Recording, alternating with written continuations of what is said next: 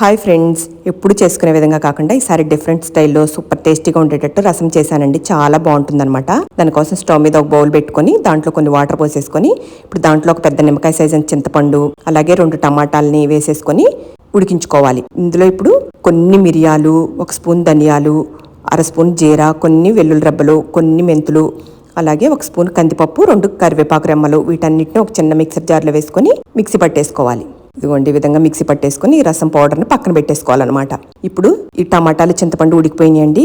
Stove off చేసేసుకొని పూర్తిగా చల్లారిపోయాక టమాటాల మీద ఉన్న పొట్టుని విధంగా తీసేసుకొని బాగా మెత్తగా స్మాష్ చేసేసుకోవాలి టమాటాలని, చింతపండుని ఈ విధంగా. ఇప్పుడు స్టవ్ మీద గిన్నె పెట్టేసుకొని దాంట్లో గరిట ఆయిల్ వేసుకొని ఎండుమిర్చి, ఇంగువ, కరివేపాకు, ఇందాక మిక్సీ పట్టుకున్న మసాలా ముద్ద ఉంది కదా, అదంతా వేసేసుకొని 2 మినిట్స్ సిమ్లో వేయించుకోవాలన్నమాట. వేగాక ఇప్పుడు ఇందులో ఇందాక టమాటాలు చింతపండు స్మాష్ చేసి పెట్టుకున్నాం కదా, ఆ వాటర్ అంతా అందులో వేసేసుకొని ఇంకొన్ని వాటర్ కూడా వేసుకొని ఆ వాటర్ కూడా అందులో వేసేసుకొని ఇప్పుడు ఇందులో 1 స్పూన్ పసుపు, రుచికి సరిపడా సాల్ట్, ఇంకొన్ని వాటర్ కూడా వేసేసుకొని హైలో పెట్టుకొని మరిగించుకోవాలి ఒక 2 మినిట్స్ పాటు. అంతేనండి, బాగా మరిగాక స్టవ్ ఆఫ్ చేసుకొని సర్వింగ్ ప్లేట్లోకి సర్వ్ చేసుకోవటమేనండి. సూపర్ టేస్టీగా ఉండే రసం రెడీ.